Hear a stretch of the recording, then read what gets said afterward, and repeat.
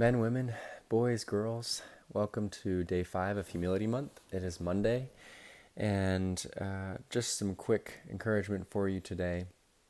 It is so easy for Christians right now to kind of take a step back and say, well, I'm going to focus on the Bible, I'm going to focus on the gospel, I'm going to focus on winning souls for Christ, I'm going to focus on sharing my testimony.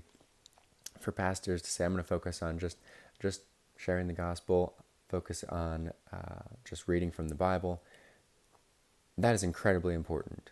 Relationships are incredibly important. Sharing the gospel is incredibly important.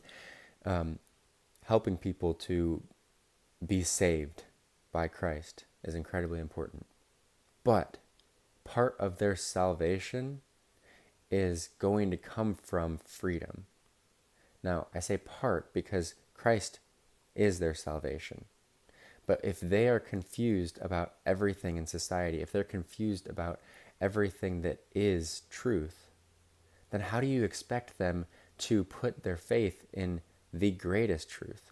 If they can't understand, here's what a woman is and here's what a man is, how do you ever expect them to have enough faith and confidence in the truth to be able to look back a couple thousand years and say, well, these events happened, and this is who Christ was, and this is what that means, and he loves me, and he died for me, and so I need to go and be in relationship with him. It's not going to happen if you can't have the simple fundamental truths of this is who I am, this is who a woman is, this is who a man is.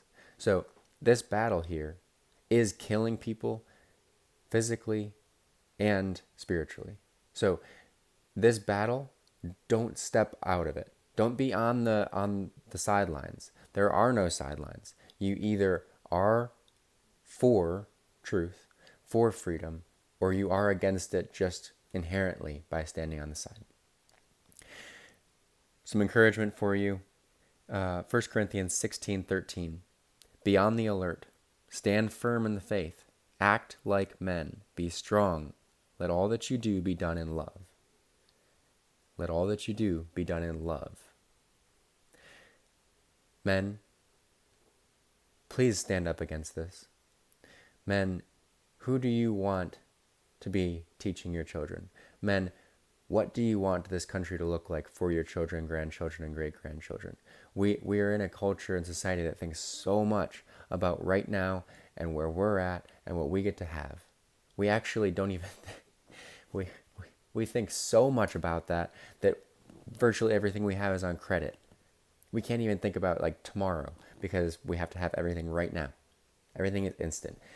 What do you want tomorrow to look like? What do you want 5 years from now to look like?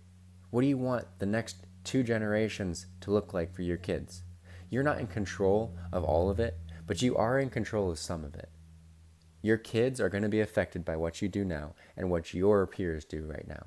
Your grandkids are going to be affected by what you do right now and what your kids do. If we don't get control of this right now, we might not have a country in a few years because the spiritual forces behind this are trying their absolute darndest to tear the whole country apart. If they can get 75% of us on one side, quarter on the other, half and half, however, if they can just get 2 big majorities and duke it out, then they win. Because then everybody falls into either some sort of a death spiritually or physically, or one side gives up,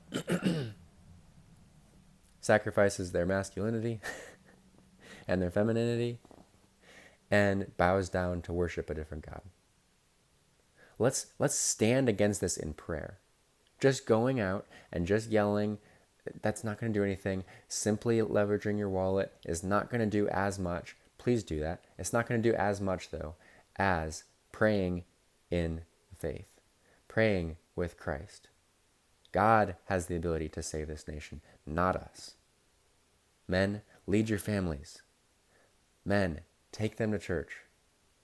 It's not about the religious act of going into the institution. It is about right now we live in a time that That is unacceptable. That is less desirable. That is unusual. So then do it. We've been doing it for thousands of years to have relationship with other believers and to get to know God. Practice it. Take the time. Take the couple hours out of your Sabbath. Lead your family. Pray with your family. I think that right now, most people don't pray very much at all. It is often a battle for me to remember to pray consistently. I don't pray consistently. I have to work at it because we're not experiencing a one-on-one relationship with Him like right here in the physical that we can see. It takes effort. Do the hard thing. Act like men. You will be rewarded in the long run. I'll leave you with one more encouraging verse. 2 Chronicles 7:14. If my people who are called by my name humble themselves and pray and seek my face and turn from their wicked ways, then I will hear from heaven and will forgive their sin and I will heal their land. God hasn't given up on us. He can heal us. We need to step out in faith, act like men, act like women. We need to have courage for our children. I'm the Watchful Steward. I'll see you guys tomorrow. Thanks for tuning in.